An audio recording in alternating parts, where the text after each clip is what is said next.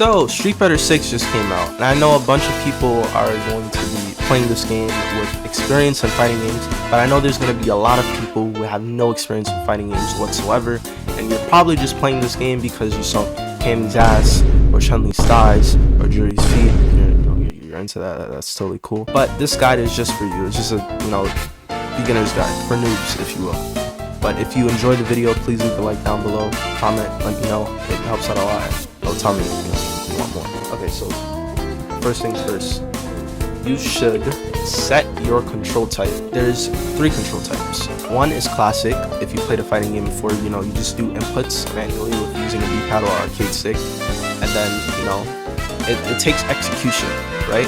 But for a beginner, it might be a bit too hard to just jump into it and just do that. But luckily for you, there is a second control type called modern, which basically simplifies things. Instead of having to do inputs, you just input one direction, like do right, and then press a button and it'll do a special move. It's much simpler and much more easier.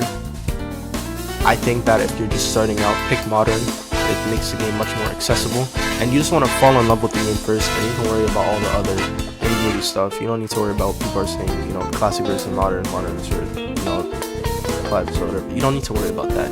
The most important thing is just to fall in love with the game first. And speaking of that, there's also a third control type called dynamic, which is basically a have fun control type. A have fun button. You just press stuff and the game just does stuff for you. It's perfect for a person that just have no interest in playing this game whatsoever, but just go to a friend's house and you just want to play it, and you don't want them to just get fucking rolled and then they just never want to play you again. You just have this button and the game will just do stuff. It's a fun little button. There's also one final thing I want to talk about in the control menu, and that is button release input, also known as negative edge in Street Fighter. So in Street Fighter 1, in order to do special moves, you needed to be holding the button prior and then release the button after you do the motion, which was kind of weird, but that's how it was when it first started. And then they put that in other Street Fighters after that. So now how you do special moves now, you just do the input and press the button and then boom, it comes out. But you might want to turn this off because it could mess up your combo, whatever you're trying to do. This is for people who have prior experience to negative edge and use it. I kind of like it with some characters. It can be kind of useful with throwing fireballs like Ryu or something. It has its uses, but for you, you should just turn it off. The next important thing for you now is to choose a character. Choose what character you want to put some time into first so you could better learn the game.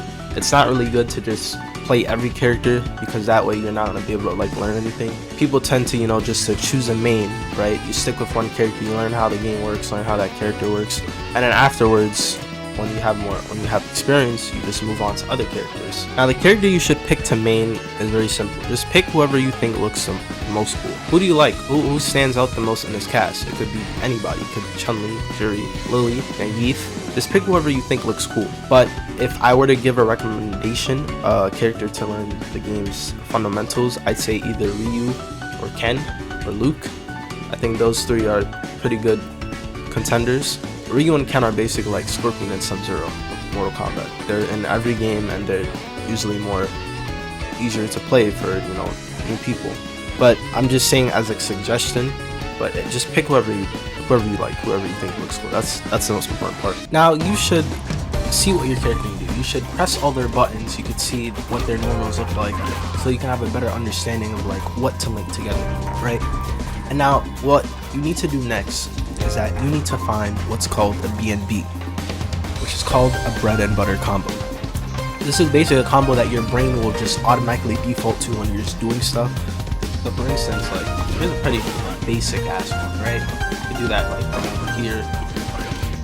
Do that from over here, you get it off a jumper.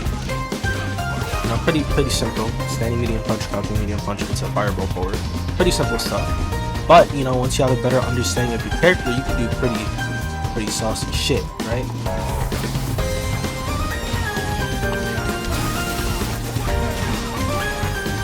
You can do some pretty fucking saucy shit, But that's only if you have an understanding of the character first. So that's why you need to find a BNB. Once you have your own bread and butter combo, you could either look online or come up with one yourself. Once you do that, things start to branch off. you'll start to have more ideas, and you'll start to, you know, put stuff together, and that's what you need to do. Now also, if you understand what your character can do but you don't know how to link it all together, there's also trials.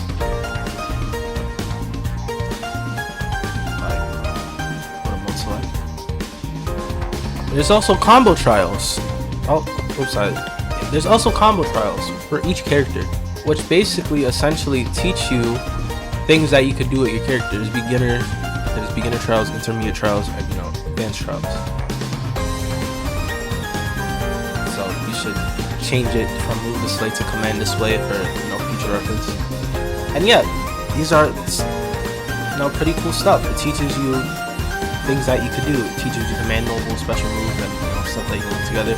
So you should definitely do these trials if you want to understand your character a bit better. But I suggest to do this after you like fool around with them a bit more. You shouldn't really jump into trials as soon as, you know, you pick a character unless you're kind of experienced. So just fool around with the character first, then you could do combo trials, and then, you know, it's history.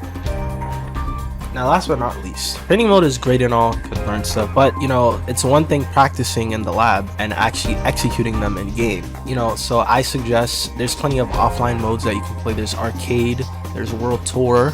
I suggest doing those so you could, you know, be able to perform stuff in the game, because you could like spend all day practicing this combo in training mode, and then you play online or you play offline and you just can't land anything because, you know, your brain isn't putting 2 and 2 together. So it's good to have a good balance of, you know, practice time and play time. And arcade and world tour are perfect ways to do that, along with online. But if you're a bit scared of online, there's still offline modes for you to play. But I do recommend, you know, dabbling in online a bit. But world tour and arcade are great starting points. So that's it. Those are 4 things that I think that a beginner should know if you want to get into Street Fighter 6. If you enjoyed the video, please leave a like. It lets me know that you enjoyed it, and, you know, subscribe to the channel. Stay tuned for more.